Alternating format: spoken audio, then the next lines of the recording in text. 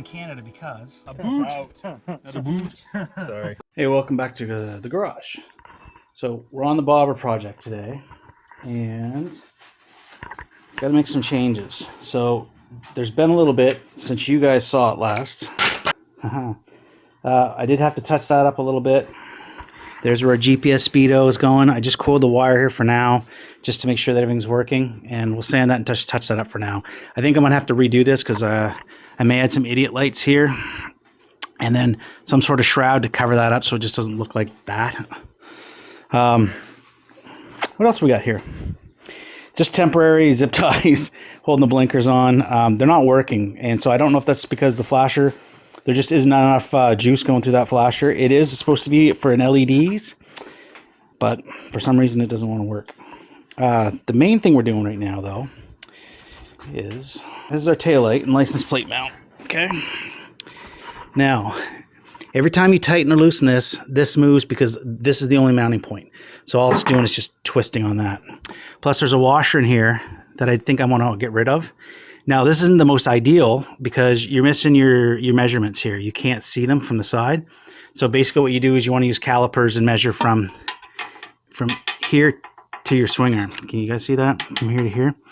And you can do it. These aren't that accurate anyway, so no big loss. But to keep this from twisting, what we're going to do is we're going to do this. We're going to weld that on there, paint her black, trim it up.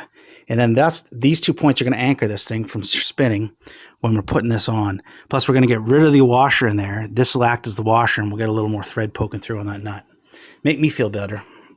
So, yeah, that's what we're going to do today. The other thing is we are dangerously close to this tire. Now, I know it's bobber. This thing is going with the tire, but I'm just worried about flex on the rubber. This is kind of an oversized tire anyway, so probably the next tire to go on this thing might be one size smaller because I think this is just too big. But anyway, the other issue we've got is, as careful as you try to be, hey boo boo, as careful as you try to be with this stuff, like you will get measurements off. So this tire is just slightly this way, and it's because if I straighten it, we're hitting over here.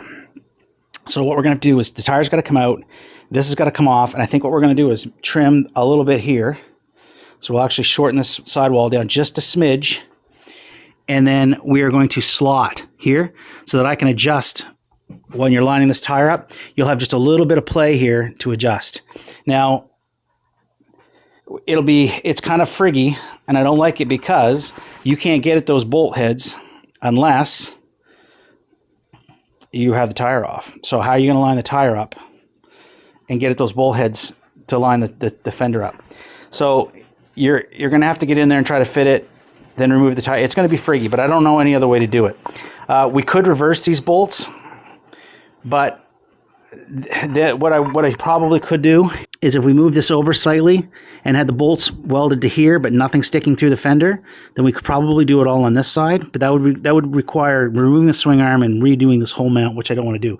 Plus, I don't want to get any closer to the airbox here because of movement. There's not a lot of travel in this, but I don't want to be banging stuff with the little bit of travel there is. So I think what we'll do is we're going to remove the tire, we're going to remove the fender, we're going to notch it a little bit here.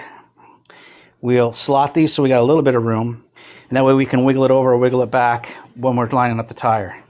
We'll try to mark it and kind of judge where it is.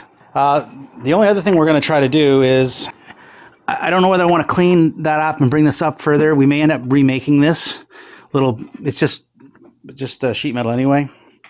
Remaking this a little bit to come up further and figure out exactly what we're going to do with the back of this, just to kind of clean that off, because that look obviously does not look the best. I don't know what we're going to do there, but we got to come up with something just to kind of hide all that. Obviously, if we put like a bobber seat, like they're finished on the underside and all with the springs, yeah, but I don't. We got suspension. The springs I don't think are necessary. Yeah, they might complete the look, but it's hard to argue with my form over, or my function over form. sometimes, right? Like I want things to look away, but I also want them to be functional. And the springs would give maybe a little bit extra cushion, but then we're into modifying the frame because the springs are going to want to mount here somewhere. So we're going to end up cutting off these things and building some sort of shelf there and putting this to mount the springs to it. Plus those bobber seats, I just can't see them being that comfortable. I really can't. The ones you get on Amazon and stuff. Like that's got a little bit more, it's not the most comfortable seat, but it's got a little more cushion, you know. And it's a little wider. I got a fat butt. The little skinny bobber seats just aren't, I don't think they do it for me. So we're going to go with this for a while and just come up with some way to kind of hide this, mask it. I don't know whether I'll just maybe use some truck bed liner just to cover the white. We'll get the tire removed and get the welder fired up, clean that off, tack weld this piece on there after I shape it up a little bit. This bracket was just an Amazon DIY kind of plate mount bracket, and as you can see, like it bolts using these Allen heads, which actually keep the plate up off of the base of it. So either the plate's gonna have to float on it, or we get rid of these bolts and actually weld up these plates. I mean, I like the fact that it's adaptable. But like a lot of that stuff you get from Amazon, like it doesn't work right out of the box. You do have to do some sort of modification oftentimes with it. It's a generic, you know, all-purpose, universal type of application. And so if you want to make it fit your bike perfectly, then there's usually going to be some modification, which is exactly what we're doing. Now, I could have made that from scratch, but the price of that was so cheap that I couldn't even buy the metal, you know, and I didn't have anything quite that thick laying around here in the sheet that big. So, you know, I think it was worth just buying and modifying. So this up here does not look great. I'm really struggling on what to do, how to hide this and keep it out of the belt. I almost put the license plate on the exhaust side just for this reason, but the exhaust is already over there and it's kind of busy. The belt guard here, it may go back on there because that foam, we have to find some black foam to fit back in there so that this doesn't look so bad. Or, you know, it's duct tape just holding that on. The belt guard would hide a lot of the stuff. I know this kind of looks good without it, but I think at least the upper belt guard might hide a lot of that crap. And maybe we'll cut it down so it doesn't curl all the way around this. Maybe it just comes up and, you know, follows this curve here and stops there, right? And just covers here. So maybe we'll do that. We'll experiment with that, but I think I want to hide this. So I probably won't, again, like this is kind of like a build series light. So I'm not going to film every little thing. We've seen a lot of this stuff on other channels and on my channel too. So again, I'll probably just tack that on and bring you guys back and show you the results. Okay.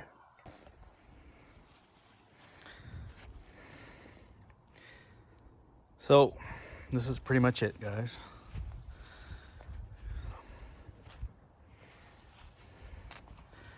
The bobber project is going to be complete for a little while. A few very small things I might want to do to it, but that's pretty much it.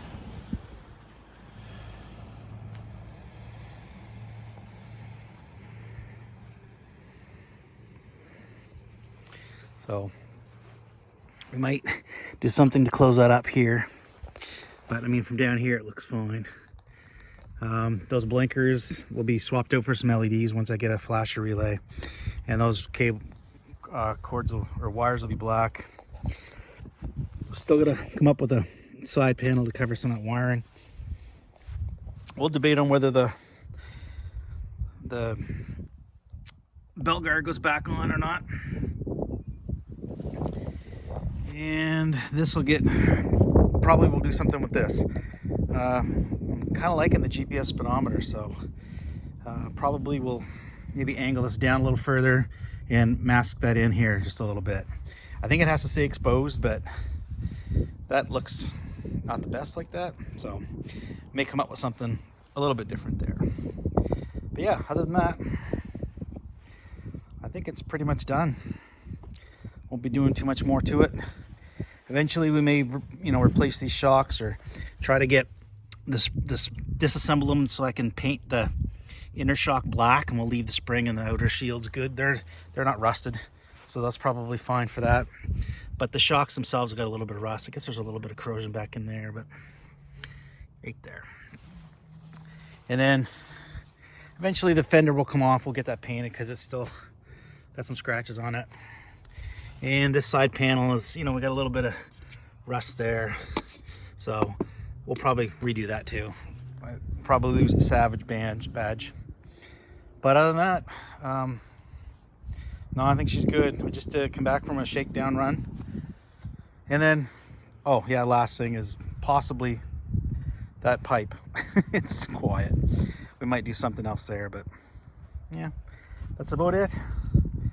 So there we go. For now, we're calling it done, even though, you know, nothing's ever truly done on Trail Trash Garage.